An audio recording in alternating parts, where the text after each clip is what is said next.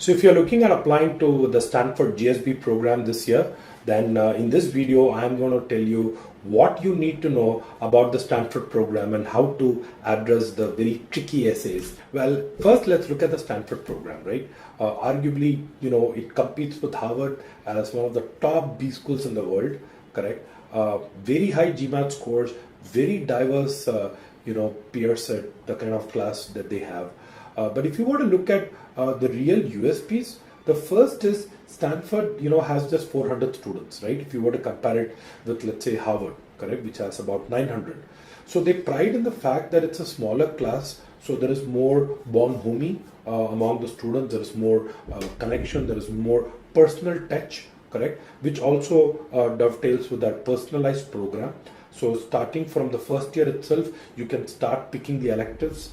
So that's another thing. If you go to the Stanford website, you will see how it allows the students to tailor their courses, correct? That and the small class size is more personal than, let's say, the Harvard, typically large classroom, more rigid.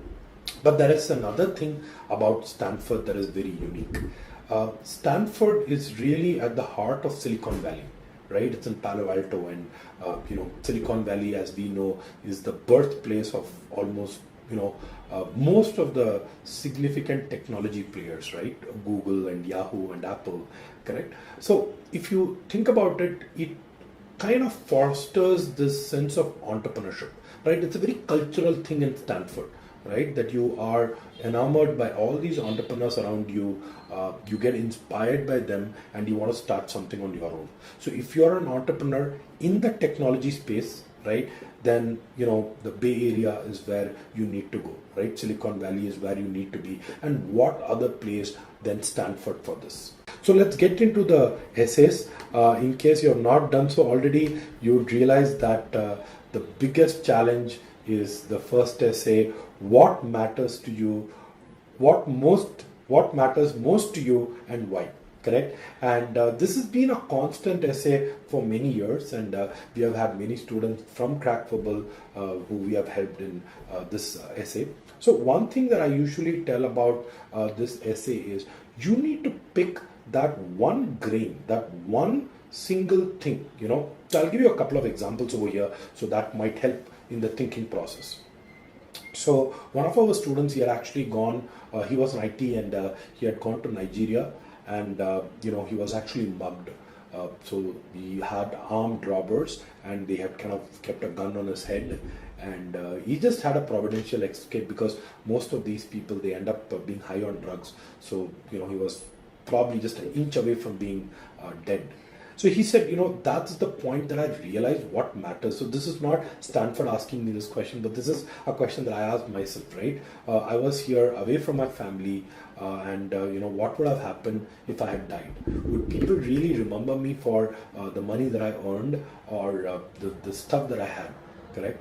So his main thing was, what matters to me most is people around me, correct? People, like, it could be family, it could be friends, it could be the community overall. So he actually quit his job, he came back to India, and he started something in the area of social entrepreneurship. So he actually wanted to give back to the society, because he said the biggest legacy that I can have is when I give back to the society, not what I can take from the society.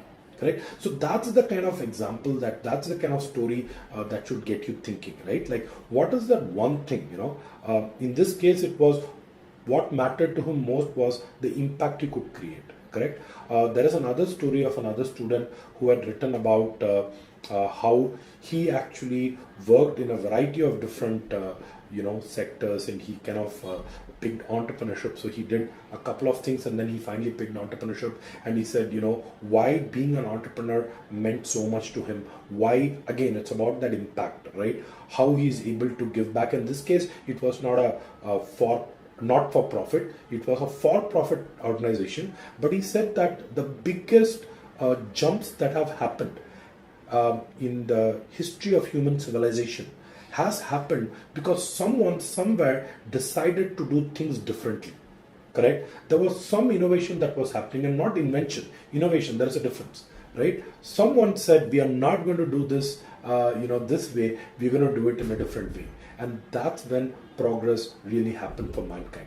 So I knew that's a pretty large thing, but what mattered to him was innovation, doing things differently. Correct? So he said, I'm not someone who's happy with status quo. Correct? So that would give you an idea of the underlying theme, and you have 750 words. That's a lot. So you need to take multiple stories that again, kind of have to thread through this theme.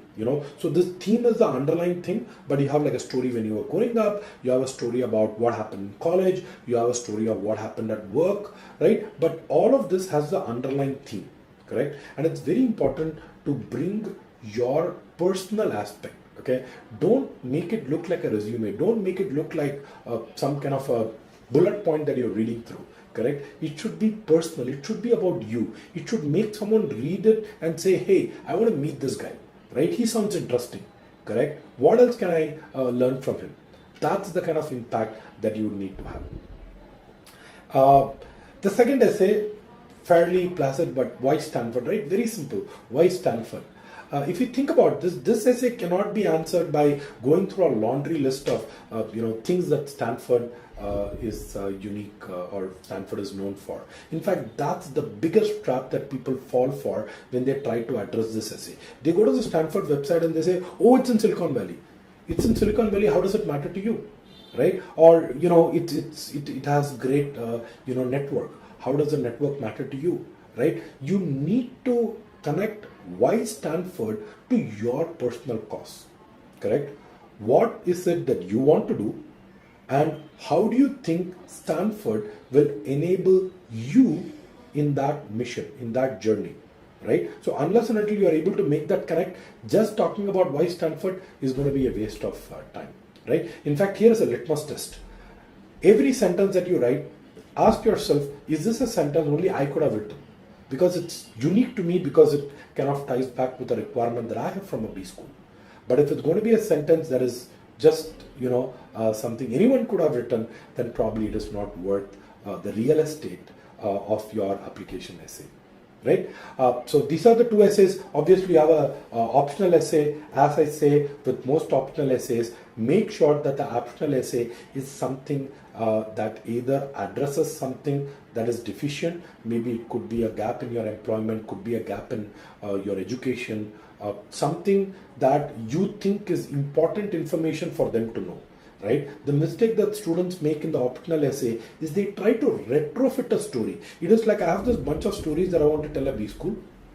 I've gone through 5 of them, and then there are these 2 orphan essays or 2 orphan stories, and I don't know what to do. And then I see optional essay and I say, wow, here is a time for me to plug it away.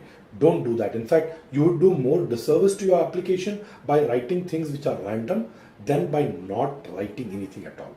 Right? So keep that in mind, and I wish you all the best for your Stanford MBA application. In case you think you want another pair of eyes to look into your application, in case you want someone who's been there, done that, who can probably vet your stories, someone who comes from maybe an Indian perspective of looking at it, someone with an Ivy League MBA, and if you think that could help, let us know. The link is below in this video, and as always, please comment.